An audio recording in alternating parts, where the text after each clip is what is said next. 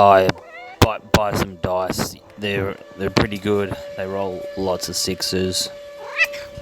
D6 dice. Etsy. It's on the Etsy store. Yeah, just buy the dice and click on the link. Use the code. Yep. DU40KL for 10% off. Take that. Buy some dice straight away. Ooh, Love me dice. I've been handing out the link like I'm Oprah recently. Yeah. Love it. So welcome back to Down Under 40K podcast. Pumping out content as usual. I'm Big Bag Benny, and with me I've got Pete the Pigeon Zessin. How are you, mate? Yeah, not too bad. Still locked down.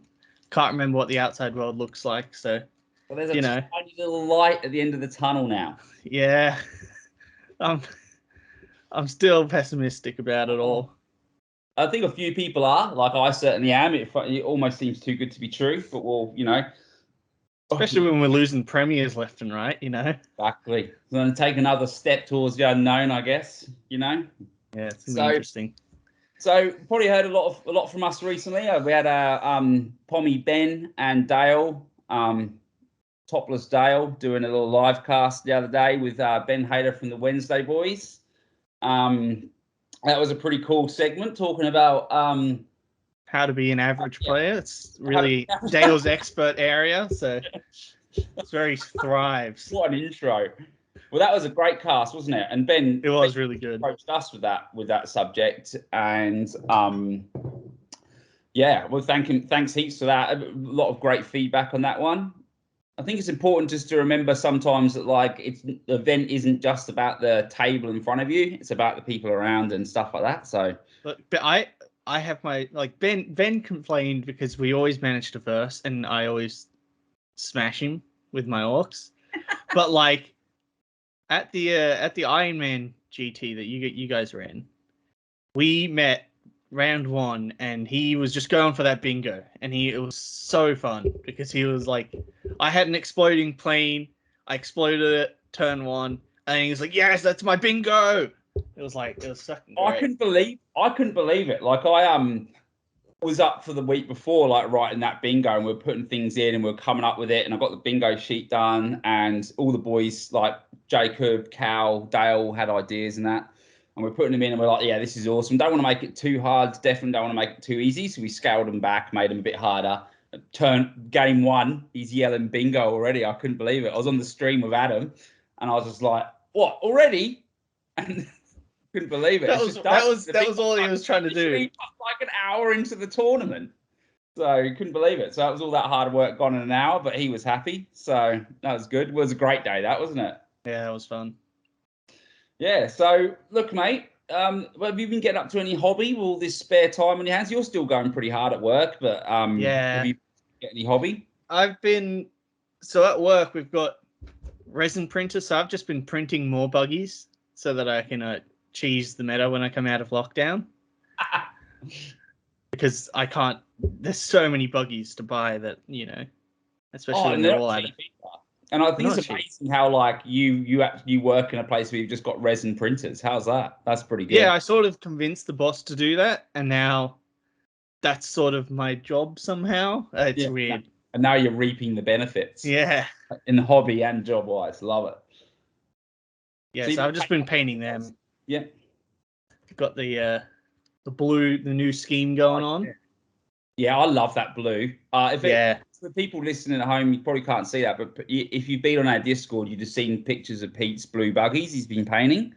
They look fantastic. You changed your colour scheme, didn't you? Well, yeah, because I had I was using Macragge blue, and I was using Astra Militarum contrast for the skin. Yeah. And now I mixed Avalon Sunshade and Death Guard green together in a bottle, and that's my orc color now. Oh, right. So I mixed the paint pots together. I saw a really good YouTube channel looks on great. it. Super sick, and yeah, so that's my color scheme now. So I wanted a bit more brighter. The Macragge blue was just kind of boring, and it's quite muted, isn't it? Yeah. Didn't pop. Oh, that's great. Well, What look, about you? You got I haven't hobby been or? too much? Yeah, no. I mean, I sorted my Dialogus out, painted her, just because she might be in my list for Overwatch coming up. So I figured I'd better get her done. All I had to do was really just finish off a few things and base her. And I've got my that's her there, if you can see. Oh, that was sick. And then I've got the Hospitaler, I think you call it. I can never get. I like saying hospitalier, but it's definitely wrong. Yeah. I just prefer that word. It kind of fries my brain a little bit, my little smooth brain. I look at it and I'm just Yeah. like, how do I even say that?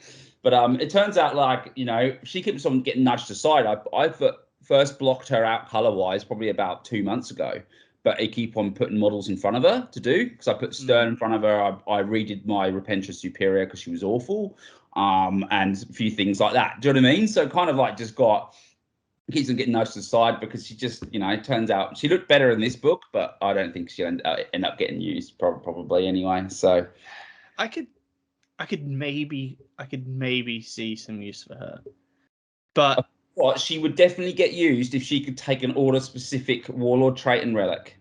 She would get used. I think she's quite good with Indomitable Belief, because Yeah, then she's got, and if you give her the extended range, it's like what goes to a 6-inch bubble. Dominal Belief's a 9, and then 3-inch.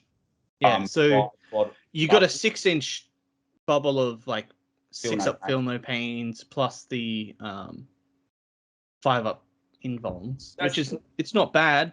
I mean, I ran it in the first 9th Sisters list I made, but that was with the 20-man block of Battle Sisters, which it was okay. Yeah, I ran the wrong bloody sub factions. That didn't help. That's hilarious. I can't believe that.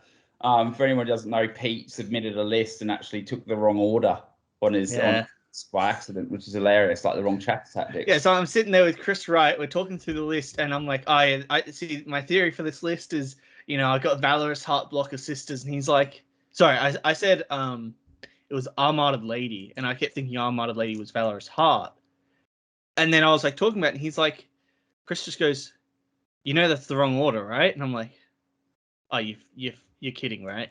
You're kidding. No. So I was like, it really hurt me. It could have been a bit of a ploy just to change your order on every game you played. You never know. No, I stuck to Armored. If it was me who was doing it, I can tell you that he wouldn't have he would have had no chill if it was me coming up there. Oh God. Well, let's talk about Overwatch coming up. Yeah. And let's talk about Good Games Mate to put an RTT the week before, which is pretty spicy as well, just to get some dust off some cobwebs, which definitely is going to be needed. Yeah, I'm going to need it. So Overwatch still going to be 70 players. Good Games under the current restrictions from the 11th legally can space the amount of people in there. It's huge square meterage, that venue, absolutely massive. People are very pumped. Turns out that, like, I think a majority, everyone's got to be double vax there. Just touching upon that, won't go too much into it, but like, there's, you know, everyone seems to be who's going seems to be all good. I think if anyone did drop out, their place just got automatically filled. That's exactly what's happened, basically. Yeah, like, and you know, it's a bit fortunate in this rut where some people can get them, some people can't get them, you know, depending on where you are and whatnot. But it is what it is, and hopefully everything's speeding up. But it's definitely going to be an interesting tournament in New South Wales. Like the rest, you know, I know Australia's, especially Queensland, South Australia, and that have definitely been, you know, cranking out some tournaments and stuff like that. For us, it feels like we're starting again. It honestly feels like this is the only major of the this is like our Adelaide GT. Terrapon. So for me, it was a bit different. I managed to get out in between them and travel interstate to a major. So I was lucky enough to kind of, you know, get a little fix of my methadone kind of thing. And Overwatch coming up, and I've probably felt personally I've probably felt more confused with my sisters in the last kind of month and watching overseas results and stuff like that. going into it. How do you feel? So you're going to be taking your orcs, aren't you? Yeah, I'm going to be taking orcs. I can't play sisters. I'm just so bad at sisters. I can't do it. You were worried, weren't you? After that last tournament, you were like done. I think you were just like, I'm done now. Yeah, So, I just can't do the primaries with sisters. I don't know why. It's just so weird for me to have 5-man squads. I guess I don't know. I'm just not used to it. Well, it's in such a prime in like 8th edition. You would have been able to flex between them a bit better, but now primary, so such a different game now. It's I can understand why that's such a big change. Especially because they're not tanky, so it's like tanky. It's like playing with Eldar, and I'm sort of used to 8th Eldar, but not. I haven't played Eldar in 9th at all. Sure. Yeah, it's different. I definitely feel like sisters are like Eldar a bit with their durability. They have like what's like a false durability, which nothing in their stats says they're durable, but sometimes in the right scenario, if you get some of the miracle abilities going and stuff like that, they can be subjectively resilient. With Valorous Heart, in cover. Sacrosanct with the bodyguard rule, they've got some stuff. They've definitely got some tricks, but it's not something you can. It's definitely a different dynamic than running 30-man squads previously. Do you know what I mean? Orcs. So I'm not running 30-mans anymore. I'm not running any boys. Well, I think that's a good thing we can start on, right? Let's talk about orcs for Overwatch, because they've kind of come out the gate. Orcs is this crazy codex which has a lot of good units in it, a lot of good stuff going on. Everything's quite aggressively costed, but unfortunately, it's kind of got a bit admixed in the kind of way that it turns out that the buggy list has been chosen as the optimal way to play them. Now, I've got some. Obviously, I've got thoughts, and they've really thoughts. You take us away. I'll make some comments. I'd love to hear your thoughts. I don't want to start waxing lyrical about orcs. I'm happy to talk to them from a conceptual standpoint, but no nitty gritty, not from a player standpoint. Yeah. So they really messed up by taking away our fearless kind of thing we had going. We were fearless before, pretty much, and now if you take a 30-man squad, you lose most of them to leadership and stuff like that. And you don't have breaking edge anymore. That's a strat, which is 2 CP just to lose boys to mortals anyways. It's 2 CP is pretty obnoxious too. Yeah, it's insane. Like maybe at 1 CP it wouldn't be too bad. I think but even then 1 CP, seeing as Admec's got that 1 CP strat to auto pass morale if they're near an objective. Yeah. And then you've also got Gaz, who just he went up. No, I think he stayed the same amount of points, but he got nerfed like the Triumph did. Like he's got different utility that just isn't as good, and he's just not really worth bringing. That's a shame. Because Gaz was. I was dropping Gaz before because it was just like he would just die. The armies have too much damage now that he can't survive, even with this 4 wounds a phase thing. Because like Admech are just gonna one-shot him. Grey Knight's gonna one-shot him. Thousand Sun's gonna one-shot him. Drakari. Necrons probably wouldn't go too far off it either. Yeah, Necrons can one-shot him. Drakari.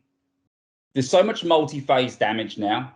And orcs really pile on top of that kind of thing as well. They can do mortals on the charge and stuff like that as well. Like it's all very much. I feel like with the last few books, like we're already getting it with Sisters got a way to like plink mortals in there, and we know that Death Guard have always had it. Obviously the Catans have it, but we've also in the last few books we've seen a way that people can start really forcing those mortals out and stuff like that. And then now, like with the last 2 books being similar as well, and the Orc book being like that, it's kind of like almost tilted the scales where a lot of those units which had those like kind of wacky rules to get around being resilient, like Gaz and stuff like that, it just doesn't work. Like even Catan's, like surely they've gone down in stock because of the different multi-phase wounds that can happen now. So. And like the only way to protect Gaz would be you chuck him in Deep Strike, which 300 points to put into Deep Strikes, like, that's a lot. It feels like you're almost forcing him in there. Like if you're using Gaz for the sake of using Gaz now, aren't you? Really? Yeah, and it's like he's good if you're playing fluffy, but he's just not competitive. And like orcs don't need the reroll. Goth orcs don't need rerolls. They wanted that extra attack. And so Gaz combined with Breaking Edge, combined with a bad leadership, really hurts the boys a lot. And so that's why we're seeing a shift towards these like really durable light vehicles. Well, not really durable, but light vehicles that are just like super undercosted. Well, they're only durable so many of them almost, isn't it? And and you can give them some vulnerable saves with the big mech and stuff as well. It's like, so basically it's warped into this buggy list. Like, and you would have heard the interview with Andy Penn. The listeners would have heard the interview with Andy Penn about his, like, he was probably the first buggy list to, certainly the first one to do well in Australia. And the kind of archetype we're now, the real crude primary influence on the archetype we're seeing now. What's your comments on that, on the way that buggy list is now? Because let's face it, like we're hearing a lot about it, aren't we? Yeah, I that's what I'm bringing. Essentially his list, but I've got a couple of adjustments. It's, as freebooters, the buggies are just like, they really just go insane because there's not much that can stop them apart from killing them. Because if you have a -1 to hit, they're just going to kill 2 other units, and then they get a +2 to hit. So that's pretty insane. So that really hurts Grey Knights, at least. That's nice. But they just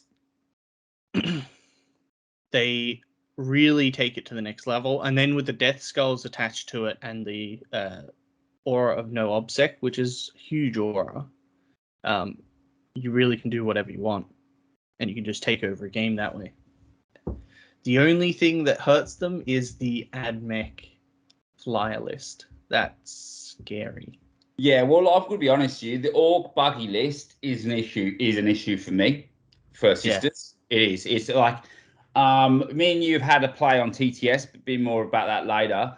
But you were in the very much the primary stages, the very infancy of that kind of exploring the codex. It was the first game of the code book, wasn't it? And you won. Yeah, that was my first game. And I ran a very experimental list as well. But yeah, it's definitely an issue. All that no line of sight shooting into Sisters really puts like an invisible timer on my turns, where I just can't sit back and play that defensive style that I like to play with it. I have to make moves and make stuff happen. And even though like your first round of shooting was absolutely abysmal, it's quite easy for you to have a good turn the next turn. All you need is some dice luck or some spiking. To be honest, you had a pretty bad luck in the first round, but first turn, sorry. But in the next one, it'd probably be fine. Do you know what I mean? And you'd take it out. It's just, I can't afford to lose units at that pace before I've even got to do anything with them. And so it's definitely a horrible list, especially on something like Door to War. So, yeah, Sisters. I don't see many options for Sisters. It looks pretty rough. I'm going to be trying to get into that matchup quite a lot, but I'll be running something a little bit different, I think. So see, I think the problem Sisters are having right now is they really don't have much anti-tank anymore, because it's only your Reds. That's it, and then it's range. It's really the issue. Yeah, and so you have 3 anti-tank squads, and once they're gone, you actually just can't touch anything. Exactly. The problem with Sisters is this is why the new book is better than the old book. But it's actually the diversity in damage profiles is the biggest issue for Sisters in range, especially in range. In combat, diversity of close combat kind of damage profiles is great and probably even better. But in the We still have the issue where melters are 24 inches and basically everything else is. We don't have advanced and charge, so it limits our charging potential to very similar, 24 to 27.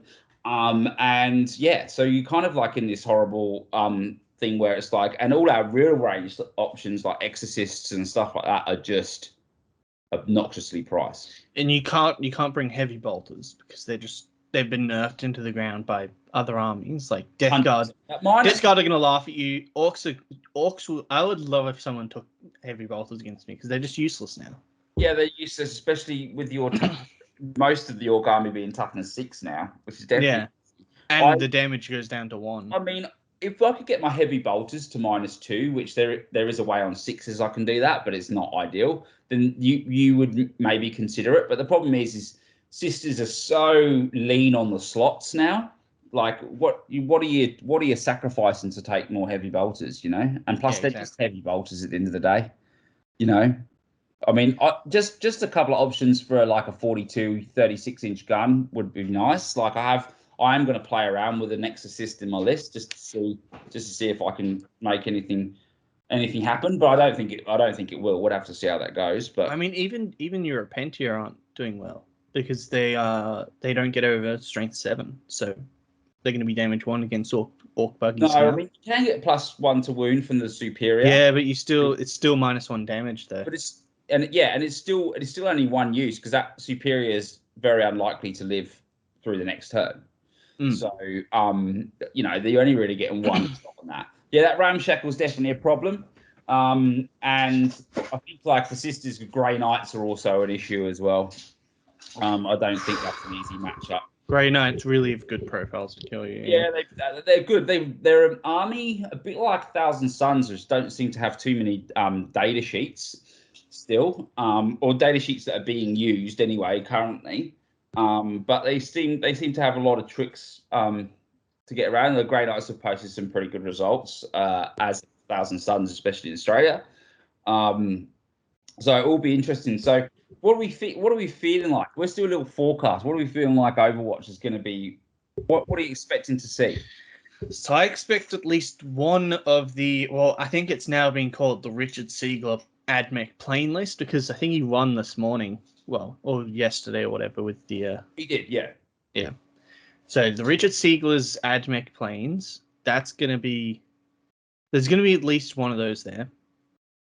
Yeah. Hopefully not any more than that. No, I'm hoping not. That's a horrendous list to have to face. It's not even... Those models are horrible. They're horrible. No, it's not. It's not that plane. Different plane now. Oh, the different plane. Oh, is this the gunship one? Yeah, the Stratoraptor or something. Yeah, and those it does launches and stuff. 160 points, and it just wipes you off the board, and there's nothing you can do. Is that the one that can turn off rerolls? No, it just has insane weapons. It has two las cannons, then 2 heavy phosphorus guns, and then 2 heavy stubbers, which it's not amazing, but yeah. Okay, let's put when you think about the buffs they can get on that, they can be on 2-ups, they can get rerolls, they can reroll the damage on the las cannons.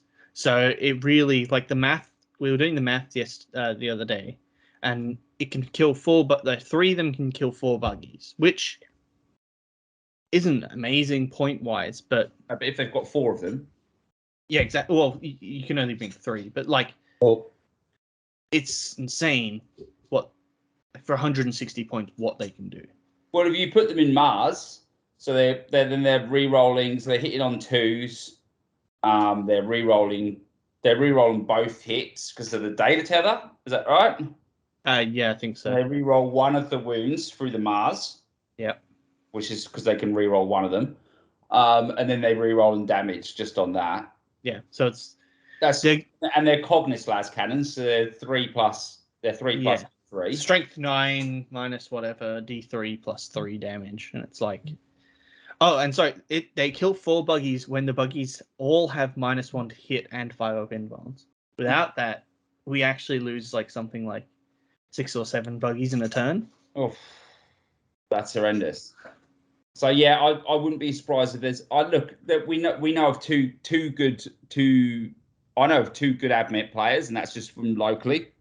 Yeah, I expect only one of them's bringing the planes. I don't think the other will. I'm hoping they don't. No. Then Grey Knight. I think we'll get a lot of Grey Knight players, But but I think I know of 2 Grey Knight players locally. I don't think we'll get the Dread Knight spam. I think people are going to be too far behind to catch up to the Dread Knight spam. Yeah. So I don't think Grey Knights will win just on that. Because if there's Dread Knights, that's pretty rough. Sisters can't win against Dread Knights. Not 5 or 6 of them, no. Yeah, it's a profile you just can't kill.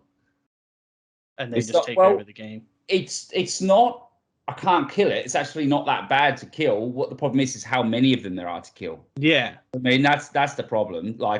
You can kill 3 of them if you get quite lucky.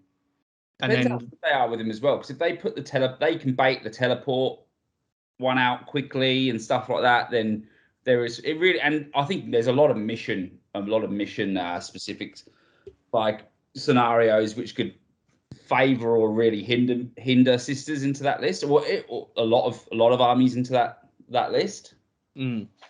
I don't expect Grey Knights to go absolutely I don't expect Grey Knights to be in the top. Thousand Suns I could see being up there. They seem rough. Seem really rough. Yeah, they do. I feel like, do you think Pommy Ben's talking about Death Guard still? But I'm surprised he hasn't got his Thousand Suns out yet.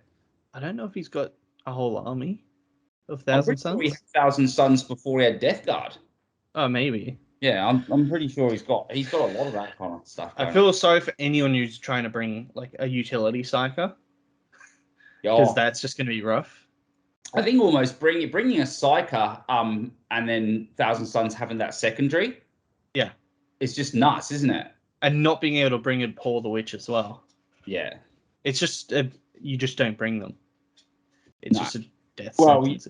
It's definitely it's a huge medical on what you're probably teching into how many players you're going to see running it and how good they are with the army. Like we do have some good local people who probably potentially be bringing Thousand Suns, so it's definitely something we've got to watch out for. There's definitely a few Grey Knights players, whether they get hobbied up in time. Because let's face it, even though you might have had the army and then your army gets buffed, you've never just got all the units, have you?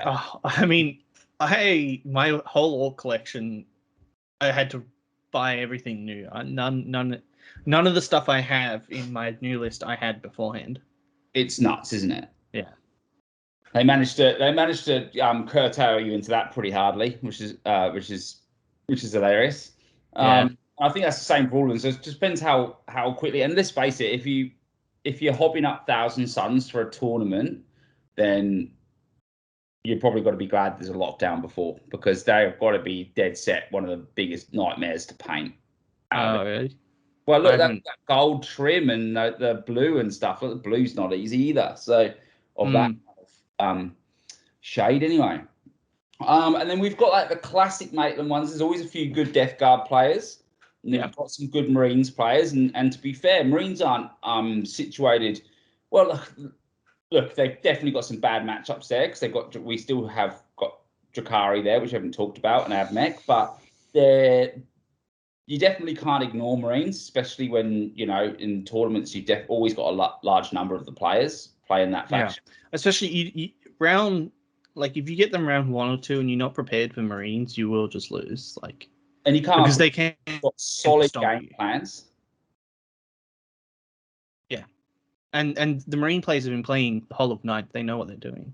Yeah. They're not learning their codex or anything. They know everything in their codex. Yeah, that's right. They've definitely got there's definitely still some Marine lists just killing it out there. So, there's still the dreads. Dreads still exist, stuff like that. So there's definitely still a thing. So it should be exciting. I'm looking forward to it. It's the end of the month, Overwatch Open. Looking forward to seeing all the people I feel like I haven't seen for forever. Yeah, I know. Be quite emotional day, actually. I'm looking forward to it. Yeah. We have the RTT the week before. I'm pretty sure. Now, don't hold me to this. I have to double check, but I'm pretty sure Overwatch's lists are due 2 weeks before the event. Is that right? I haven't checked. Well, we I probably should know that.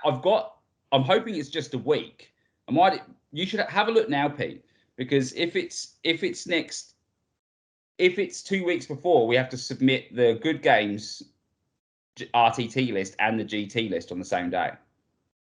I'm hoping maybe they changed that. Well, you're asking the Overwatch boys to change their date, if so.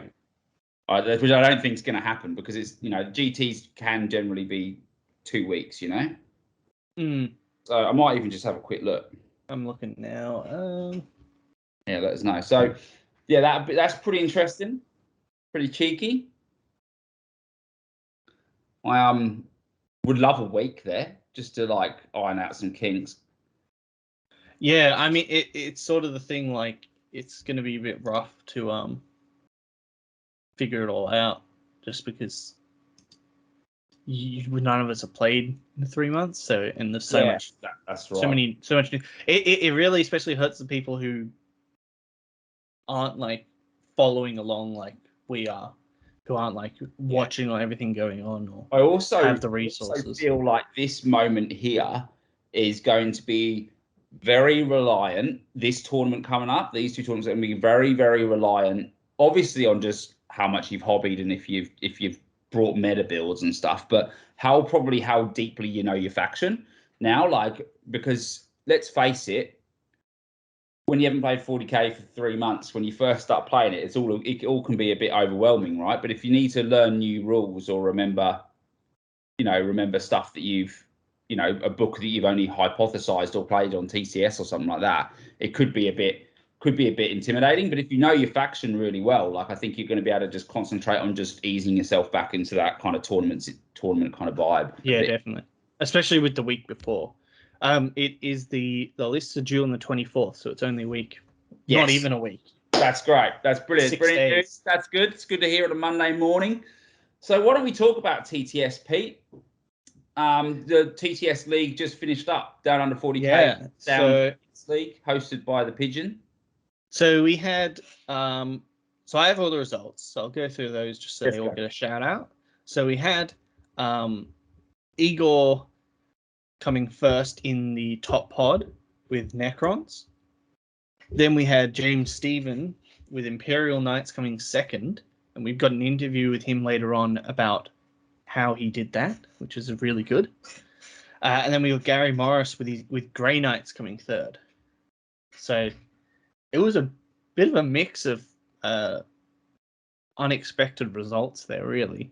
Yeah, because you would have thought Admech Drakari would have come top, but yeah, it was very surprising. I think like the Grey Knights had literally come out like the week before this, isn't it? As well, yeah, definitely. Yeah. So I think it's really interesting.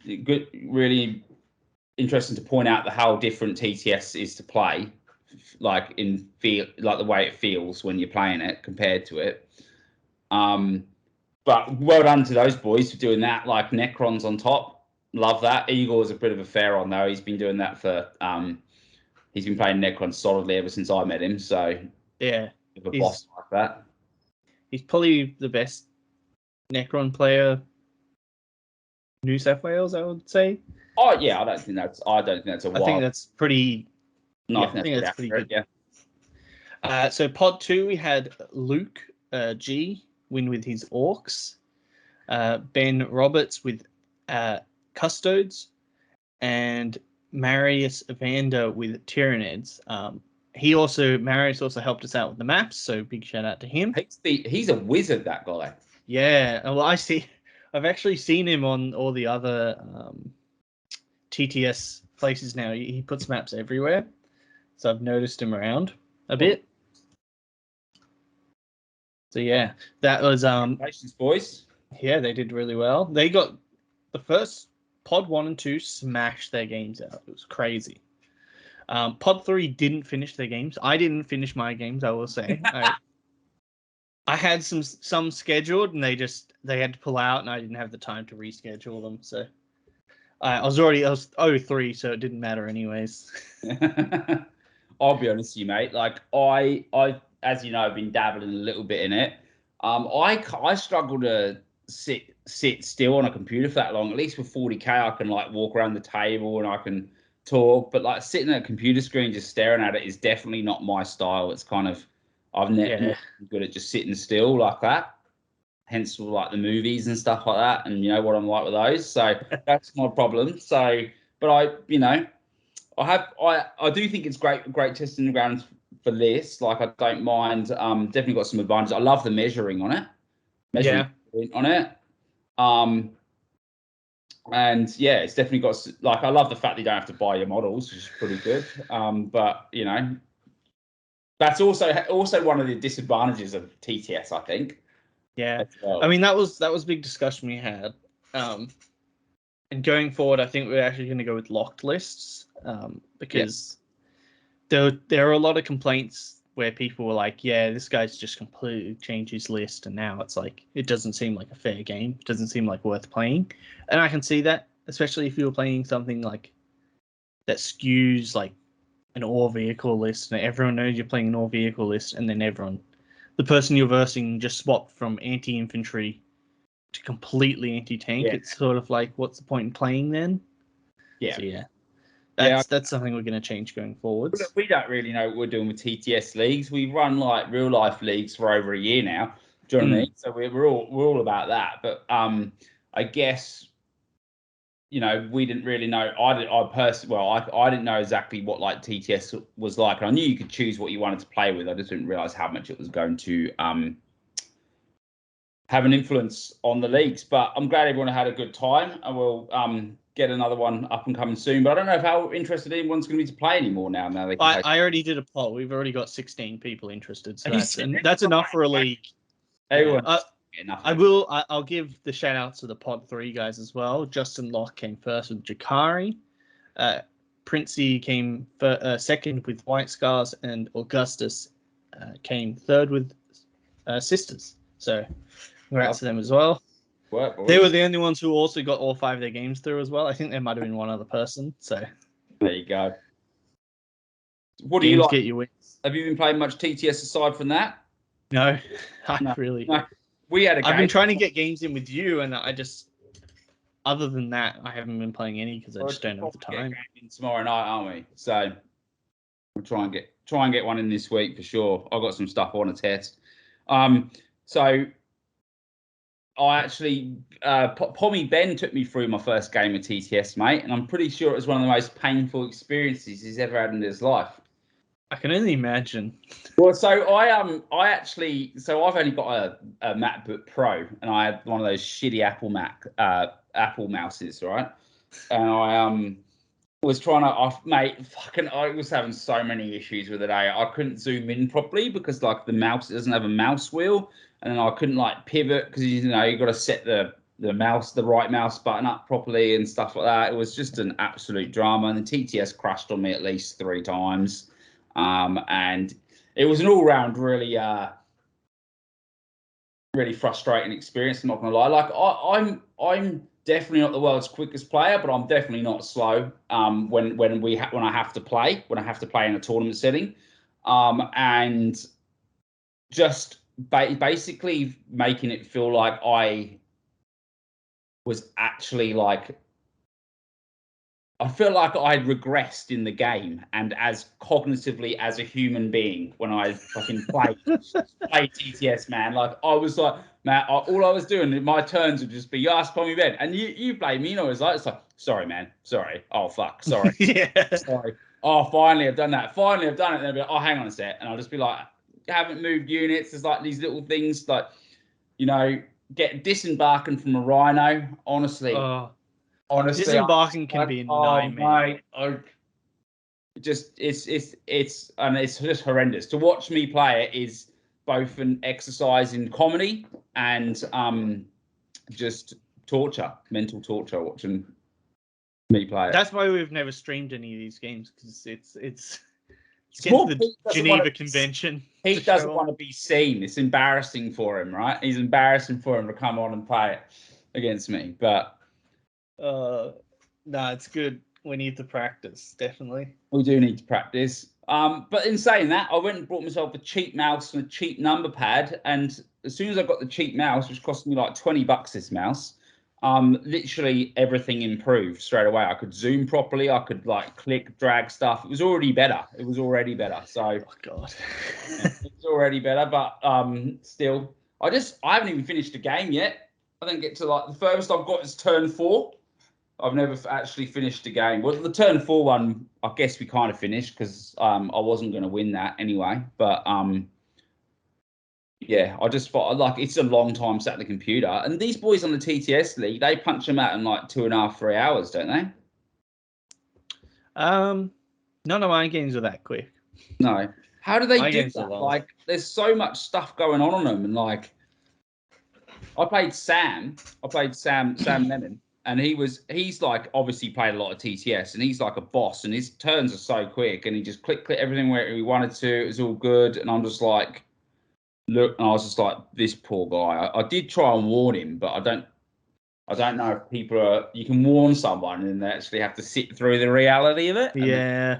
Nah, I'm not doing this again. He keeps on saying to me, if you want to have a practice again, let me know, but I don't reckon he means it. I mean, so because we've got so many people interested, I will get the TTS League back up. I don't think I'm going to play in it. I just don't have the time. I found out, so especially with things opening up, but I will keep running it for the people who are interested in running it. Like it's a really nice way. Well, we had a few boys from Queensland and a couple from Victoria playing, which I think's really, really cool. It's a really nice way to network through. We had Kyle out the back of Broken Hill too playing. So it was, it was pretty nice to like link up little communities through it. So it was, we've got a few new people onto the server sharing their experiences and stuff. And then we had Evander turning out of nowhere with his crazy map edits and stuff like that. So I mean, there's still so many TTS games going on, even with the league finished and all their games done. There's still someone playing every we've actually got a little community going for TTS, I think. Yeah, it's cool, and that's all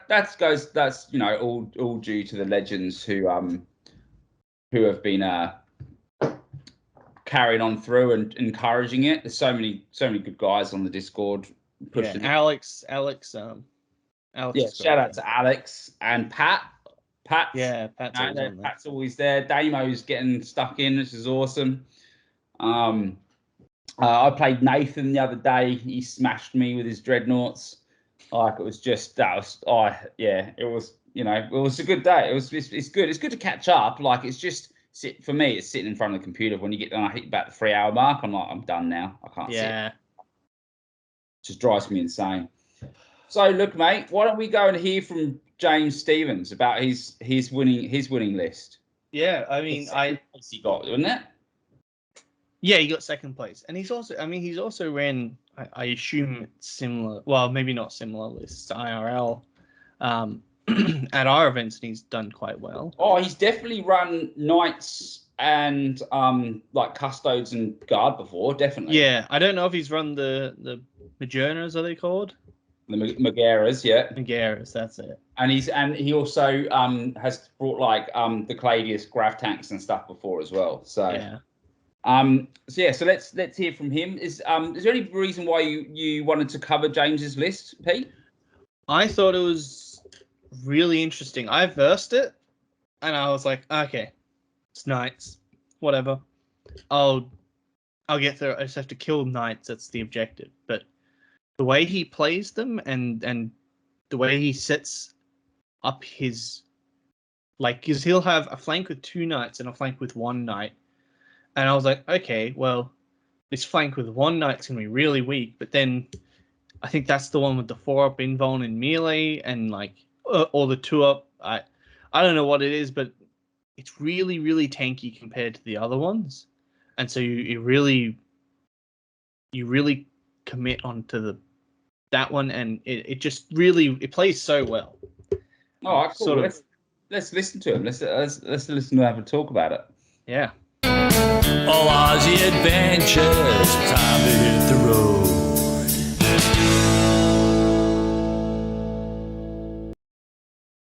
Hey all, my name's James. I've been invited to have a chat this podcast about who I am, armies I play, and stuff I do.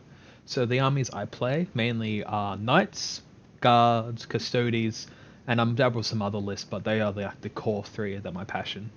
I play by myself and with one of my best mates, and I don't really associate with like any club, and I'm a solo player / list builder, which is like where the most fun comes from in the game. Currently, I'm running a Knights Guard mix list, which is probably a bit unique, which you haven't seen before. So I'll just quickly run you through my list. So I've got a Knight Super Heavy detachment with 2 Knight Majiras, both with Raid Cleansers, and 2 Armigers inside it. The Majiras are one that is my Warlord. I give it the Warlord trait Cunning Commander and the Relic Armor of the Sainted Iron. The other Armiger I spend 1 ZP, give it Exalted Court to give it the Warlord trait Iron Bulwark. My guard detachment is a patrol. In that patrol, I have 1 Inquisitor. He's Auto Xenos. He's a Psyker. He has the Psychic Power, Psychic Veil. Then I spend a CP to give him Archer of the Emperor's Rule, which gives him a Relic and Warlord trait. His Relic is Black Shroud, and his Warlord trait is Extoric Lore. Now, inside the guard detachment, I've got a Company Commander as my HQ choice. I've got 1 plain Guardsman squads and 2 plain Scion squads as my troops. In my elite slot, I have 1 squad of Command Squad, which comes with the Company Commander's prerequisite, and a Widran Psychers. And in my heavy support, I've got a Manticore with a Hunter Killer Missile and full payload, and a heavy quad launcher unit. Then I've got 2 Valkyries in my fly detachments, and that's the 2K list at the core. So with this list, I've got the idea to build it when I was like, I'm trying to build a competitive Knights list that can play into the meta and do very well and come up like the top quarter and hopefully place first at some events. So to start this list, I was like, what's going to be the core of the list? It's going to be the Knights. So I took the best Knight in 40k, which is the Knight Majira, which has like the best like all-rounder traits. It's got an invuln in combat, which you can use Iron Bulwark to basically be like, hey, I get a 4-up invuln in combat, and it has a flat 3 damage close combat weapon and a bunch of flat 3 damage overall, so it can be this good mid-range control threat. So I got 2 of those. One has a 2+ armor save from Relic, the other has like a permanent 4-up invuln against rain, so you can always like well balance them around the map. And they're just basically going to be supported by 2 Armiger Warglaives, which are like going to be my mid-board control. And so once I got my mid control, I was like, let's put some stuff to support it. So I was like, what will be the best way to support it? Let's get it some easy secondaries. So I've added in the guard to support them with this.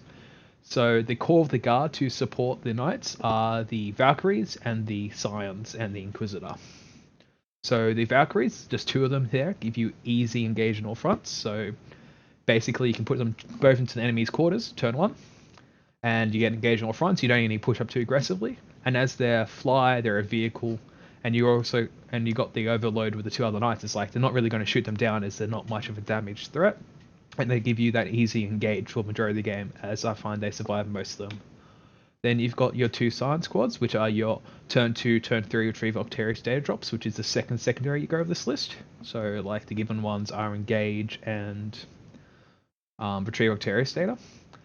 And therefore this is the core of the list, man. You got easy engage, easy retrieve Octarius data, and the third one you can usually flex around based on the opponent you're up against. The other support I've got in here is a plain squad of guardsmen, a company commander, because this is like one of the most mobile unit combos in the game, where you can just move them anywhere on the board with that like potential 24-inch movement in 1 turn with the move, and double advance. Lastly, to round out this list, we've got some of the guards' best weapons. So we've got a full payload Manticore, just for that out of line of sight threat, where you're chucking all these like heavy strength guns that can ignore line of sight and do damage. And we've got that quad launcher to help against the Drukhari and Eldari and all the like high like model count 1 wound units. Just try and chuck some wear to fire at them. And also there's another line shot shooter which can also hold backline objectives. And yeah, that's sort of the concept of the list and how it plays out. Like if you want to go into a game, the jank will be to the last, engage, and retrieve terrorist data. And through this, you'll basically play the game out with the knights pushing up to the midfield, your flyers going around. Your flyers might have a squad inside them to drop on a backfield objective to put some pressure there. Or they'll come out turn 2 and you'll do a threat there. And you just try and hold your opponent up in their corner. So turn 1 is very important, or can be fairly important with this, for giving you that initiative and board control ability. Otherwise, you're trying to play this defensive, like, you can't deal with my knights, so they're just going to be in your face. And you're trying to make sure they can't do your knights by getting rid of the threats is a secondary game plan, or it's like, cool, they've got anti-vehicle, those are the first priority, they're going to try and be dead. And you just outbody them. It's like, hey, I've got big things in the middle that you can't deal with, anything near it dies, and you can't charge me because the knights just destroy anything in Overwatch, as they've got their Rad Cleanser Flammer, which like auto wounds infantry on 2s, it does no AP. It's like still flat 3 damage stuff, and it can wipe out like 2-3 models on a charge, which could make a major impact. And then it's got the lightning cannon, 6 is to hit equal like 3 hits because it's got the Tesla effect. It just does so much damage in that mid-board presence. And yeah, that's like the core gameplay stretch of the list. Now let me go into some like matchups for the list. So like we've got the big competitive players there, which are like Jukari and Admech. So Admech is actually a tough matchup for this list, as they ignore AP -1 and 2, and AP -2 is the core AP of the list because it's just enough to push most models to the invuln saves without just going a bit overkill on AP and losing that effectiveness. So the Admech lists make it really tough, and they just got so many bullets and weight of fire that it just gets through your like 2+4 ups and 3+4 ups on your knights and the feel no pains you get, and this makes it a very tough matchup just because they got so much firepower and survivability together against what this list can put out against them. Against Jukari, you then have a pretty good matchup because it's all about trying to blow them up before they can get too close, and just try and get them in that Overwatch if they charge you, and just try and deny that charge, and just trying to keep them back with the threat of the firepower, and just get the vehicles down before they can do anything. So it's actually a pretty decent matchup. The other big list which I seem to be tending a bit more out there is Sisters. You've just got the ability to blow up the vehicles and just charge in, and they usually have the side ability once you kill the squads, and you can usually tank the mortal wounds with the knights, and it's actually not that threatening. It's just you've got to make sure they can survive and get through that initial onslaught, and it's about playing that game of chicken where you're just going to try and just outrage them a bit. Against most other lists, you just have the tankiness and bloodiness to play them out, and it's nothing really special in the gameplay. It's just like control the mid board and just outplay your opponents and just trying and keep them the optimal range for yourself, going for the charges when needed, and making sure you can keep your knights alive and be in that threatening position without them getting too low. And the one odd list that just really does well into mine is the Guard Demolisher tanks, because Demolisher tanks just destroy knights with their ridiculous amount of shots and damage per shot. It just destroys a knight body so easily. So if you see a Demolisher cannon, it's got to die, or you've got to stay outside that range, which is very tough when they're being run. Recently, I played in the TTTS League for Down Under this list, and I went fairly well. I went 4-1 with this list with 2 different variations. My first variation was using Cyclops vehicles and the Valkyries as a drop bomb, but ended up being not as efficient once you can't really like drop them out and blow them up the same turn they come out, which makes it pretty hard for them to be as efficient, and I just found they get blown up a bit more often. So instead I dropped them, I added in the quad launch for that extra anti-infantry, and since I changed that list it went very well. In the games on average, I actually my game planned fairly well, where I got that mid-board control and just as like, hey, I've got knights, and they just couldn't deal with them. The one game I lost was to a Jukari Eldari mix, where they just had so much anti-infantry and anti-vehicle threat, it just overpowered the survivability of my list, which was so much efficient firepower with Dark Elder, like Knights, Despina launches, and the like Eldari support just wiped out my infantry, while the Jukari just wiped out my vehicles. And it was just a very tough matchup. It was like almost impossible to win, especially with him going first. With my plans to move forward, I'm just trying to think of ways to soup or change the guard supplement to try and make this list be better into Admech, as it is the toughest matchup. Just trying to find what weapons will be efficient in the guard like pool, just to try and smash into them. And I haven't sort of found that sweet spot yet, but there'll probably be something eventually we can probably find to soup in to shore up that matchup into guard to make it a much more reliable list into that tough matchup. keen to go forward to some more Tabletop events with the lockdown going on, because sadly I don't think I'll be getting my vaccine anytime soon, and I won't be able to make it to many in-person events. But if any new Tabletop event will be on down onto the group, you'll find me there, and I'll be playing my knights with a new variation of guard support, and you'll be like, oh my god, I've never seen this before. All right, well, thanks, James. That's interesting, isn't it? He speaks really well. For someone who we just asked out of nowhere, he speaks so well. He's a Really- him and Ben Roberts, his mate Ben Roberts, they come to a few of our RTTs and stuff. So we know the caliber of players they are. They're very good players, and they always bring some sort of like Imperium jankiness. Yeah. It's really cool to see. They usually do really well as well, so it's great. Except when, Ben brings like psychers from all the wrong chapters and we have to get him to resubmit his list like 6 times. Yeah. Yeah, well, that was literally the only time that's happened. I've played Ben twice now, and he beat me the first time I played him, which was at Maitland, like a couple of years ago now. And then when we met at the Central Coast one, was when he brought one of those janky Imperium ones, and I was playing Sisters, and that was They always seem to smash first round and then meet in the second round, and then they've diversed each other, and they've got like, I think one of them has a list that just counters the other one. And so he just always wins. I think. Yeah, well, luckily, like I think Ben had a bit of a Ben lost against me with Sisters, and then pretty sure he went on to lose his next 2 games. That was a bit of a. I don't think Ben's had such a bad record at an RTT, but I think he'd been out the night before, so all night. I don't think he'd slept. He actually hadn't slept the whole night. I don't think so. Oh God. Yeah. Yeah, but James has absolutely killed it, because I got people messaging me and they're like, hey, I feel bad if I counter this night list. And James messaged me and he's like, are you sure I'm meant to be in pod 1? And I was like, yeah, you're meant to be in pod 1. Like, I can put you down if you're not confident, but I can guarantee you that's where you should be, because like I know how you play.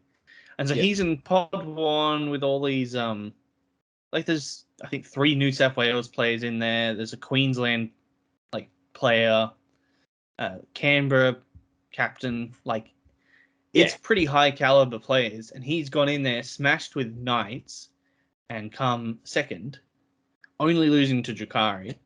Like, that's pretty mental, really. That's the reason I got him on. Books too, like you might be using the Forge World Knight, and those Megaras, they don't muck around. I've been overwatched by those, not his specific ones, but I've been overwatched by Megaras, and it is gross. Yeah, they are rough. If you can get those Megaras into the middle and get them touching a ruin, so they can get like, they can shoot pretty much, a nice sphere around them, like they are brutal. Yeah, and then like even the Valkyries aren't awful. Like they have such a good. His list is so perfectly designed that everything has a purpose in there. There's no wasted units or anything. It's really great. Valkyrie, do they? Really? But if they're going to kind of have to stop him from scoring points, and that just means that profile isn't going into a night. Exactly. Yeah. And that profile you need going into a night, because they're really tough, and I think they can heal. One of them can heal. I don't know. I don't understand. They do all this jank, and it's really, really good. And yeah, look, I am definitely someone who will never play Knights. Do you know what I mean? Like, I've got no idea what's going on with them, but there's definitely some really cool things you can do with them. So. Their 9th codex is going to be scary. I'm not looking forward to that. I find them. No, Knights are really a really iffy one. I think like there's arguments they shouldn't even be in the game, because they're impossible to balance. Because if you either make them useless, or you make them absolutely overpowered. Do you know what I mean? But I don't mind where they're kind of sitting at the moment, where is not a natural place, but they've kind of ended up in this spot where they don't play the mission of 9th edition well. But if you're a good player and you know how to use them, you can actually do very well with them. Do you know what I mean? I feel like there's definitely, I don't mind that position, but I don't like the idea of them bringing a new book out. That sounds gross. I just don't like. I feel like most lists are struggling with to kill them anyways. Like I always have the worst time against Knights. I just suck at versing Knights. Hayden Ford will be able to tell you that. He beat me at CanCon with his Chaos Knights and Magnus 2019. Last GT I was even able to go to. I was 3-0 at that point. First GT. I was so pissed that I met Hayden. Well, that's the thing, man. Like I tend to run. If I probably including RTTs, but every other tournament I run into like a big boy list like that every single time. Do you know what I mean? I run into I ran into Heath and his Stomper and his they're all Titanic. I think he had 4 Titanic models in that list. Yeah. I ran into 2 Chaos Knights at Terracon. And yeah, I tend to run into a few of the big lists, and they're definitely a different way of playing Warhammer. That's for sure. Yeah. You know, definitely a skewed kind of result to that. So, but it's good fun nonetheless. So why don't we move on to our final segment, and that is a segment that Dale and I recorded with Carl. Is it Sprues and Brews? It could be. It changes every time. Cans and Bants? No, that's garbage. Yeah. Didn't do well in English, obviously. Like that. Yeah, there you go. Well, look. I haven't heard this. This should be interesting. Yeah. All right. That was the only comment on our YouTube channel. It was how many beers is Dale down at the end of this video? And I said, try and count them. Oh, well, you wait for this one. I'll put it on now. Right, we're back. We're back. We're back with what's our new name, Carl? I forgot already. Drinks and Tanks. Or Drinks and Tanks. Drinks come first. So we're here back with the drinks. Carl's back with us again. Episode 3 or segment 3. Ben's in the house too. You there, Ben? I'm here. He's here recording like a madman. Oh, I'm actually on a pre designated beer right now. I'm on the Wayward Raspberry Berliner Weisse. Can't go wrong with that. That's for sure.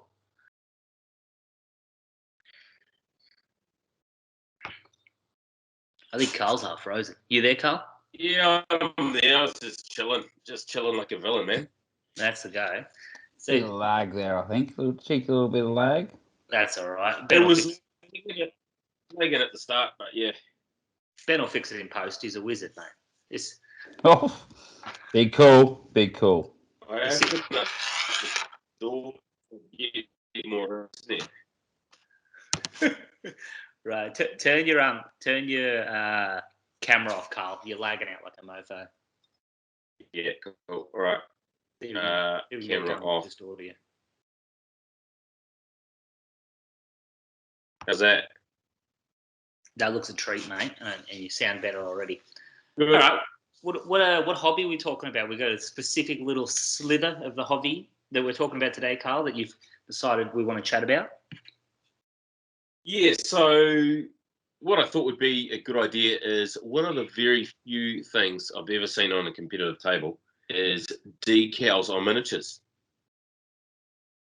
So that's like the little stickers that I used to get with my 3rd edition Eldar, isn't it? It'd be those little stickers that you get in the box of minis that you kind of like leave in the box and end up probably sending out to recycling. Well, I've put them on before, like back when I was a youngster, and it kind of just looked like this horrendously, like the whole. It was. You'd think when you're looking at it, when you look at the decal, that the picture would stick on there and the rest of it would disappear. But that definitely didn't happen when I've ever used them. They've all just stuck out. Fuck, I'm struggling already, boys. Stuck out like a Thor thumb. Fucking hell. I'm going. Like a Thor thumb. Where's that balloon advice taking you, man? The 1.1. Oh, mate. Sore thumb. I got to do some of those tongue twisters before we come on. But so Yeah, I've used them, Carl, but horrendously in the past. How about you, Ben? Have you ever got into them? No, I've always found it quite intimidating, if I'm honest. I'm planning to do some on my next model I do, but that's why I'm really interested to hear what Carl's got to say about it. Righto. Well, before we dive into that, Carl, do you want to chat about the beer that we've got? Yeah. Straight out of New Zealand this time. After much kind of shaking around, I wasn't even allowed out of the house to go to the bottle store for a while. So yeah, we're in lockdown level 2 in Wellington, level 4 up in Auckland. Commiserations, but we managed to get out and grab a New Zealand beer, which is exported to Australia. So we've got the same beer, and we've got the pernicious weed with yuzu, and that's by Garage Project. Lovely Garage Project, which you can get pretty much any good bottle shop in New South Wales these days. Their beer gets around everywhere. Would that be your biggest independent brewery, Carl, or not? Definitely not the biggest, but I think the most wide-ranging and popular. Yeah, I mean, they get out everywhere. Yeah, and they're well known for doing experimental beers and crazy stuff, and a lot of they've got a great wild workshop in Wellington where it's a lot of just barrel beers. So they would be doing the widest range of styles in New Zealand. Really good marketing and really good product. Yeah, that's killer. I've just cracked it, and I'm just getting a ridiculous amount of hops on the nose. Or, well, I guess, what is yuzu?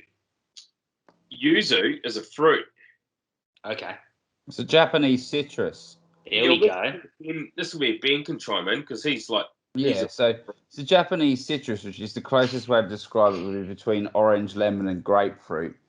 Until literally about 8 years ago, you couldn't even buy it in Australia because they couldn't even grow it. They didn't even grow it over here. So they used to get all their juice imported from Japan. It's very nice. Yeah, I can. Because I had this a few weeks ago, without really knowing what yuzu is, but when I was having it, I was thinking that what I was getting out of it was maybe like a finger lime or something. Yeah, well, for a start, it's a big beer. The initial pernicious weed was just a big raw dog IPA, and it had a heap of Nelson Sauvin, and I think it had Sauvin. I can't remember actually what was in the original pernicious. It definitely had heaps of Rewalker in it, but a big raw dog, grunty kind of IPA. And this is kind of a different take. Nelson Sauvin, Rako, and then of course the big citrus hop bomb explosion from that all those hops and that yuzu. Yeah, it's So pretty, you reckon, mate? got a lot of zest, a lot of zest and Yep. tang to it, eh? A lot of tang on the nose. I enjoy it. It's definitely different, that's for sure. Yeah, marmalade and kind of just big citrus zesty nose. It's great. Yeah, I don't think I'd have more than two big cans. I think that'd be about me done on it. But it's definitely whenever I see it come in, I'm always looking for it. Pretty tasty, and I'm definitely a Garage Project fanboy. That's for sure. Yeah, most people are. They do great beers, and this is like a solid bitterness. So this is it's hard work, but in a good way, man. It's fantastic, really good. What do you use? Do you use yuzu in any of your dishes, Ben, or have you? Yeah, I have used it in a few of them. It's good with some seafood, like raw seafoods, and I've used it in desserts and stuff like that. Yeah, it's good, man. You can use it for heaps of stuff. And do they import it now? Apparently too. Sorry? You can make beer apparently with it too. Well, you put anything in beer these days, that's for sure.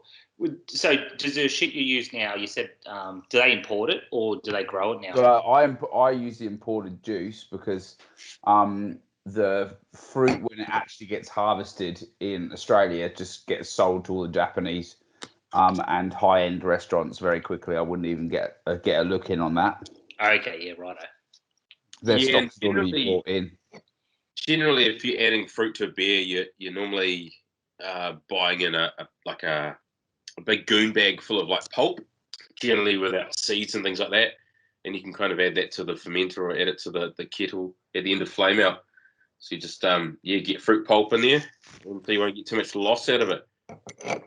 Yeah, that's right. That's really good. And at 8%, I'll be struggling with more words before we finish this up, boys. But yeah, You're in bitterness, eh? It's great. I've been chasing that a bit lately too, because I've just been drinking way too many hazies, and then I've just been going out of my way to get West Coast in the last month or so. So this is right down what I've been drinking lately. Right down my alley. It's the complete antithesis to a hazy as a West Coast. I mean, they're both literally coast apart, completely different styles, and it's really nice to compare and contrast. That's for sure. That was all before your time, wasn't it, Ben? Or Was that after sorry?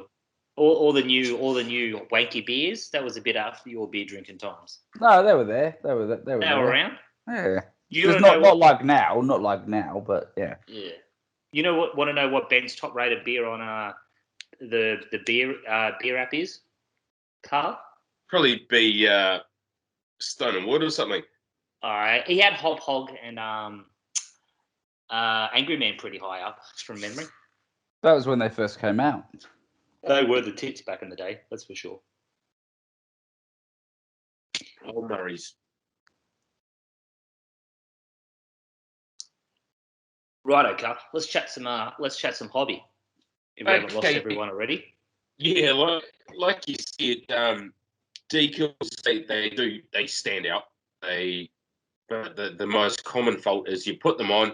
If you put them on a surface, no dramas. I think most people know how to do it. You cut the decal up really close, really fine to the clear shadow that's on the blue backing paper.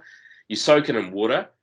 You can either pull it out of the water or the tweezers with a brush, or use the tweezers, put it on a paper towel, slide it off and put it on the model. The trouble is what will happen is the decal will just fold over on itself and you'll get big wrinkles because you're applying it to an irregular surface. Yeah, I've had the wrinkles before for sure. So if you put a piece of paper, you put it flat down on a table, no wrinkles. If you got a piece of paper and you tried to put it over a football, you get wrinkles in it where it tries to conform to that surface. That's science. Yeah, that's the science of it, and of course it's kind of a relatively stiff plastic. So the only way around that is to soften it, and then so this is where the magic happens. You go and buy two products. There's one called Microset, and that comes in a little blue bottle, and then Microsol, which comes in a little red bottle. I think they're only about $10 each. They'll last you a very, very long time. And what you do is, preferably, we're normally talking about shoulder pads. As I say, if it's a flat surface, it's not really too much of an issue. But if it's a shoulder pad, what you want to do is make sure it's got a little bit of very thin coat of gloss varnish. And that kind of just helps. It'll protect the paint, especially if you've airbrushed it, and it will give it like a surface where you can kind of reposition it without it sticking too badly. Okay, so put that on first. You've glossed the shoulder pad well ahead of time.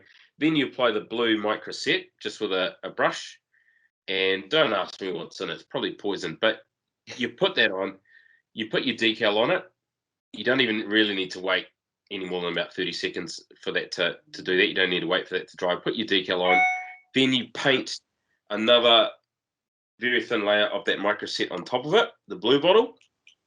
You leave that for a bit. Maybe go and do another few. You come back to it. You can kind of like very gently push it down with a cotton bud or a moistened bit of like tissue paper, just to kind of like gently squeeze out the wrinkles and kind of force it around the shoulder pad. So it's going to be pretty malleable at this point, is it? Yeah, that's what the blue stuff's done. The Microset, it's softened it up, and you just chase out those wrinkles in it, like when you apply a sticker to anything. Let that dry for a little bit, and then you'll probably find you've still got a few more wrinkles. That's when you get the Microsol, and that one is to basically let it to conform to an irregular surface, and that will melt it further. You apply some of that, leave it for like an hour, 2 hours, and if you have a look over time, it should have basically melted the sticker and almost like sucked onto the shoulder pad, and you'll find that it looks like it's painted on. Oh, that's tasty. That's Yeah. right on. That's awesome. That's such a good explanation of how to do it as well. I've always wondered what exactly you need to use those two chemicals for and what order. Yeah, it's literally impossible to achieve a satisfactory result if you don't use those. You will get wrinkles and it will look horrible. And then the final thing to seal the deal is you want to matte varnish it. So I was going to say, how do you? Because they always got that shine. That's what I always found. Yeah. They always had that crap shine, but a matte varnish. That's the answer. yeah, which I've been moving towards doing on miniatures. I've never really bothered with it. I thought it was something that you do on metal miniatures to stop them cracking. But pretty much, if you're using all these different types of paints and products, washes, and you end up with these various different surface sheens, when you apply that matte varnish, or actually satin is probably better. Everything gets set at the same level, and you don't get all that weird shine in different places. That's great. Yeah. So happy decaling. I mean, obviously I would practice, but I did it last night. I'd watched so many different YouTube videos on it, and I've watched a few. Yeah, cracked on. I just did it, and it was sweet, man. Yeah, it was all right. Okay. Yeah. If you got a friction line going, you better smash out, 10 guys in a squad. No worries. What are you using the decals on, Ben? I want to use it on Stern when I redo her. Finally, to she has a couple on her cape, so it's like not a flat surface. So I'm a bit nervous about it, but I'll give it a go on some random shoulder pads or some. You should do a how-to video, mate. Our first ever tutorial. Please, Down no under 40K way. tutorial. Absolutely not. Honestly, there's so many out there. Just look at Microsol, Microset, and it will kind of explain the differences. Because otherwise, you're like, cool, they look like the same product in different color bottles. But just go and watch a video. There's heaps of them on there. And hopefully you have the confidence, because it's great for squad markings. I mean, doing bases, but obviously, there's shitloads of different decals that you can use, and just do a squad. One last thing, I suppose, is just to blend it into the model. Is do your weathering, do a little bit of chipping on it. So if you're doing that sponge chipping, which I might talk about another time, just do a bit of weathering on that decal, so it looks kind of integrated. It's worn. It's not just a fresh logo stenciled on your model. Yeah, that's right. Just something on top of it to just better it in. Bit of run outside. We do definitely need to do some weathering stuff, because I froth on everyone that shows me their stuff that's all weathered. That's right down what I like. Just really makes it feel a bit lived in. Yeah, it's super effective and actually generally pretty quick, man. Righto. Well, I think that's pretty red hot little session, Carl. Now, we did ask on the Discord some questions. I don't know, did you see any of them already, Carl, or not? I've been too busy working, mate. I'm an essential worker making beers. So, yeah, that's what I've been doing. Well, in relation to your essential work then, Sam Lemon. I've never said his name out loud. Do you know our mate from Canberra, Ben? Yep, Sam Lemon. Lemon, it is Lemon. All right. How it reads. As a newbie in the beer world, what are some types of specific beers noobs should try to understand? Different profiles and types. So kind of like, what are some introductory beers that'll lead you down the beer path, Carl?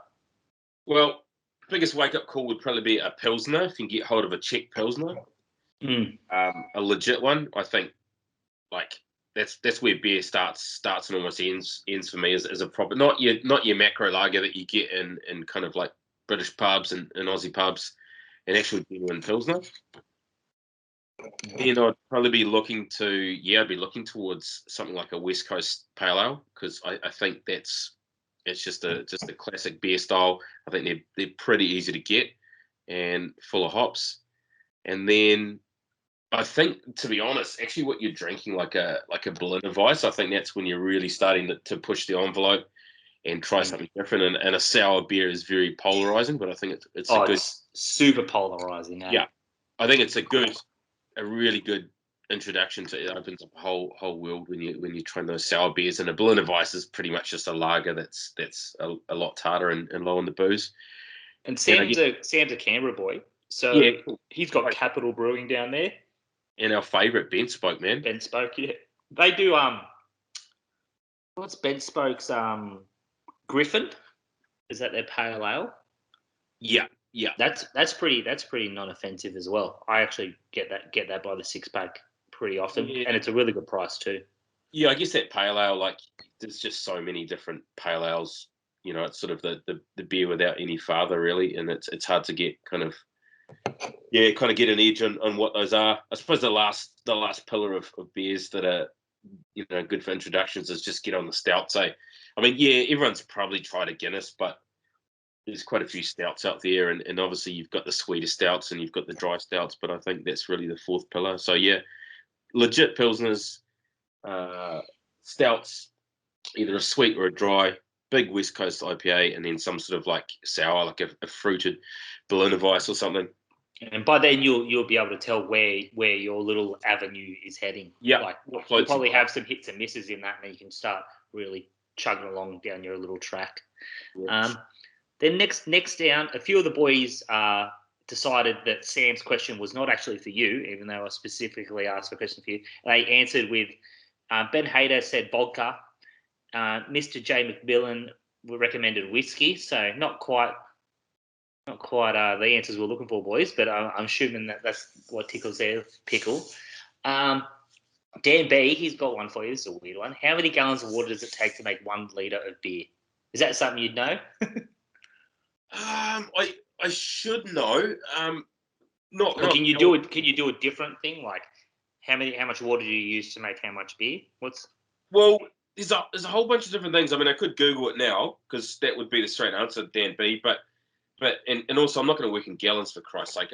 I'm a scientist. You know, we work in metric. But I think on the lower end, you're looking about 5 litres, and then that could go all the way up to, you know, 10, 12. I could be completely wrong, but I remember someone kind of extolling the virtues of how little water they use, and it was about 5 litres for everyone. There you go, Dan. A lot of washing, man. Most of our job is just literally washing stuff down. So there's quite a bit of wastage there. Cleaning tanks. Yeah. Sean Kamali what starts the question with, just tell him I miss him. And also, does he have any recommendations for tying a model's paint job to the base, so making them all flow together? Sean's the dude that plays the Dark Angels, right? That's him. Shit, I had a good game against him. He kicked my ass, but bloody top bloke, eh? And really good hobbyist as well. Tying the model, and I suppose you're looking at a bit of colour theory. That's how I would do it. Obviously, the first thing, if you're a real fluff bunny like Dale, you'd be looking at the environment that the model's living in. You know, if it's a Blood Angel, is it in Baal? Is it a rubric marine? Is it in a desert? If it's a plague marine, it might be in a mud environment. So I'd start with kind of what environment, tell the story with it. I think that's super important for hobby points. And then the next thing you'd just be looking at the colours. So, for example, if I was doing white scars, the paint's white, obviously. So you'd be looking at trying to do a darker base. So if they're running around Mongolia, you're probably looking at some darker tones. What's the theory behind that? They're light, so you go dark base. Is that a colour theory thing? Otherwise, everything's washed out, and you really kind of want the model to. It pops on the. Yeah. Okay, I'm with you. That's what I'm thinking. I know my Thousand Suns. I mean, I've done it quite a dark blue, but I've done a desert base. So like blue and yellow are opposite on the color wheel, so that's always going to work. Well, that's like with my Dark Elder that you did. That's like a very grey blue. I can't even explain it, but like it's a grey, blue, white fade. And then on the base, you had like this almost like a tinge of yellow. And never in my mind would I have thought that would make any sense, but it just flows so well for the model. Yeah, I'm trying to remember that shit. That was a long time ago. But I think that was more about tones and hierarchy. And yeah, if using, I think we used was in a truck or something. You used a little bit of blue in that recipe for your really saturated armor. So it was a case of using some yellow that was kind of like, once again, yellow and blue work together. They're opposite each other on the color wheel. Would you look at Sean was asking specifically about maybe some technical paint or just maybe like, yeah, if you I guess you could start bringing the base up onto the legs a bit with a bit of mud going around to really set it in. Yeah, I'm not sure. There's two approaches. I've always been a person who's built the base at the same time as priming the miniature. So the whole thing's already got black. It's already glued down. You're not kind of getting basing material on the miniature. So, but I have recently with these Thousand Suns I actually done the bases separate from the model and then pin them in with just drilling a small hole and a paper clip and actually just super gluing them onto the base, and they've held up really well. So it really depends whether you want to be someone who builds a base and primes it, or whether you want to actually just paint the model and build your bases separately. Yeah, that's what I would look. If you're looking at trying to make the army living in that environment, yeah, you're right. You could be dry brushing some of your base color onto the legs, or even using a bit of weathering powder. But then that's a whole other story. That's for sure. I do love a good bit of weathering. Weathering's like that one where you see it from that 2 feet, 3 feet away, and it just all looks so looks like it belongs. Anyways, we're getting a bit sidetracked. I think Ben's got some stuff to do, Carl. Yep. So I think we wrap this one up. I'm not even sure if he's still on the other end, to be honest. Oh, I'm here. I'm listening. It's good. I'm listening, absorbing it like a sponge. He's waiting for donuts to prove, eh? Yeah. How's donuts sales going, mate? What are they? I've got pizza dough proving at the moment. Oh, really? Direct competition. You better look out the Domino's. Does it come get you? This is for home. Oh, really? Yeah. Yeah, he's not just getting the $5 menu, mate. It's probably got like porchetta and fucking mushrooms. Porchetta. If only. If only. He's got a little bit of culture in the Madawi locals. You can't go too far in so short of a time, Carl. Yeah, I get you. He'd have to be hiding inside. Don't you have a few cases roaming around the town, Ben? Oh, probably. I think we're all right at the moment. I haven't really checked up today, but we have had a few. Yeah. Righto. All right. Well, thanks for coming on again, Carl. Will you be able? What lockdown level do you need to go to start going back to tournaments? Well, as far as I know, I think level 2 is kind of 50 players. So I might try and have a mate run at some point. But yeah, I think people are a little bit. A lot of tournaments are being cancelled. Like quite a few of them run by the Auckland boys, and of course, the Auckland boys are really good at patronising some of the events in the country as well. So yeah, I had Lakes of Blood that got cancelled, but then there's a lot of stuff going on up in Auckland and that's cancelled. So yeah, I might try and do maybe some one-dayers. At Warlords, but we'll just see what happens, man. Yeah. Just I'll be on while you wait. Yeah, you're gonna have to come on. You might have to do if it comes to it, we're still not doing anything in a month. You might have to come and do an RTT review, or we might have to get a winner of the RTT you go to, because there's nothing going on here. Yeah, nothing. Yep. Well, here, tumbleweeds here. So we could kind of like build that hype train for that event that may or may not happen with the chorus. Oh, get on some of the big dogs, you reckon? Well, yeah, I know a few big dogs. I like to say I could beat them, but I definitely know them. So Oh, we're doing a live Facebook review of the Normal Blokes GT coming up. So if they keep us in lockdown long enough, maybe we could do some list reviews for somewhere in New Zealand then. Yeah, that sounds good to me. I'd be keen for that.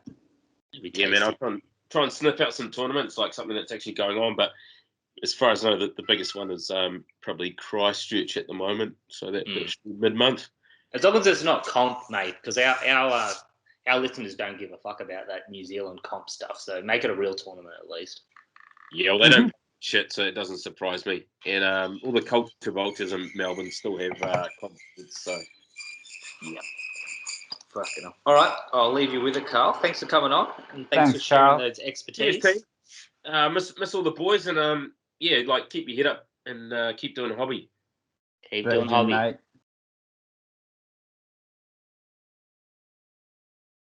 There you go. It's another hobby segment. I hope you loved that one. I hope it wasn't Hobby. Is that Dale's hobby in hobby? inverted commas, you know? It's basically just Dale and Carl drinking beers and me just sitting around waiting for him to talk about some of the actual good shit, you know? So yeah, it's all good. See, we need to get Pommy Ben on there, and we need to get them drinking wine. I think that would be interesting. It'd just be a bit. I have no idea about wine. It's red or it's white. I don't know. Like raise the caliber of it a little bit more, you know, like drag it off the bottom of the concrete, you know, a bit more towards the surface. So look, as you know, as you guys have seen, just a quick one before we go. I just want to say, like, you might have noticed, like with Pommy Ben and Dale's live stream last week, and then it's me and Pete today.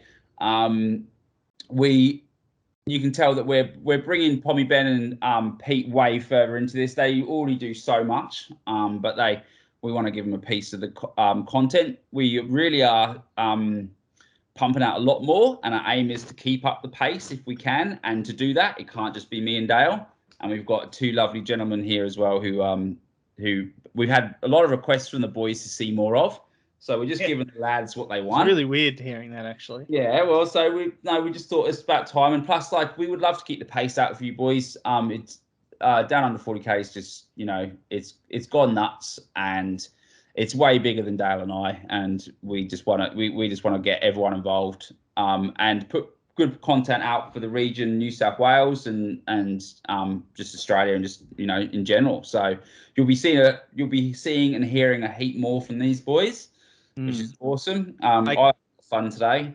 I can't wait to open up, and then we can really get some content going. That'll be fun. I think, like, it's gonna be really cool stuff. Like, so with the Overwatch coming up, me, Forrest, Pete, Pommy Ben, and Tyler are all playing in it. So there'll be a lot of. I know Dale's already gone nuts about stuff he wants to do for that with the build up. So the down under 40k crew are definitely playing. Pretty much everyone bar Dale is playing in Overwatch. Well, that's because Dale has to organise breakfast. So. Yeah, well, he has also threatened to turn up with an unpainted army, but I think, like, that'll definitely, that's definitely just a threat. It's a hollow threat, and I don't believe it'll happen. Well, his models have to be assembled as well. So that's a big problem. He's actually, like, so it's a Monday. It's public holiday Monday. I suppose it's called Bank Holiday Monday. Public holiday Monday, when we were recording this, and Dale just sent through a picture of him with a coffee assembling Hellions, so he's definitely getting some shit done. Oh God! So, yeah, he's doing stuff. He means it, but he's found a bit more of invigoration to get back into it. I think, like, when you're getting locked down and hidden away for a couple of months, you kind of go, fuck, I really miss it, and he just start, you know, he's been flat out of work, but he's gone, I'm going to start building my models, get back on the train. So that's really good. And I think he's kind of realised as well that Uprising isn't actually that far away. Yeah, he has to bring something to that. But it's not far, man. It's literally 3 months away. 3.5 months away. Yeah. My army's ready if I play Sisters, but I am definitely not, like, technically ready at the moment, practice-wise, because I haven't played in real life for like 2.5 months. So I mean, I was meant to have my airbrush this weekend, and I was meant to be doing airbrushing all weekend. Oh damn! And then my compressor didn't come, and I am like so a weekend annoyed. Lost day. Like, yeah, especially because they're saying it won't come for 10 days now, and I man. ordered it like halfway through last month. So I'm like, oh, I only have like 2 weekends then to finish off my painting. So that's gross. Well, look, I would just, with Uprising, I won't be signing into any faction, like, because I know that Gene Stealer Cult are rumored to come out in December. True. With Custodes. So if the Gene Stealer Cult come out, I'll be going pretty deep into that book, potentially, if it's any good. I've heard some gossip things about what it's going to be like, but I won't spoil it on the podcast. I'll keep that to myself. You can PM me if you want to know about it, but I haven't really had anything cemented anyway.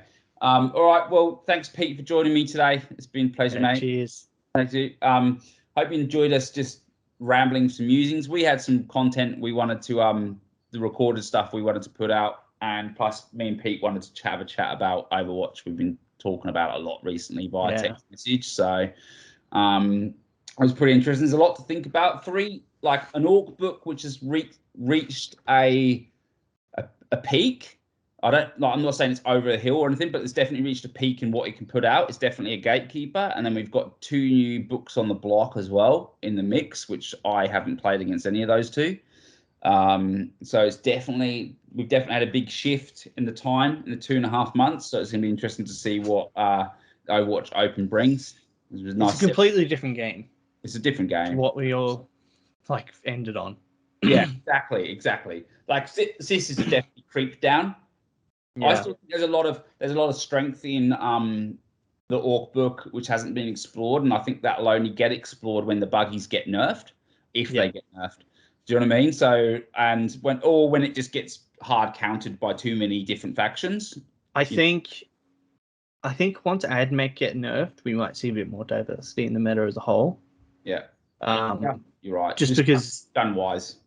It's like if you can't even contest, like a lot of factions just can't contest AdMech at all right now. So that's a very good point, Pete, because and the only way to really get stuck into AdMech is the shooting. So everyone's leaning harder into that, and that's kind of where the buggies really shine going first against an AdMech list. They love that. Yeah. So there you go.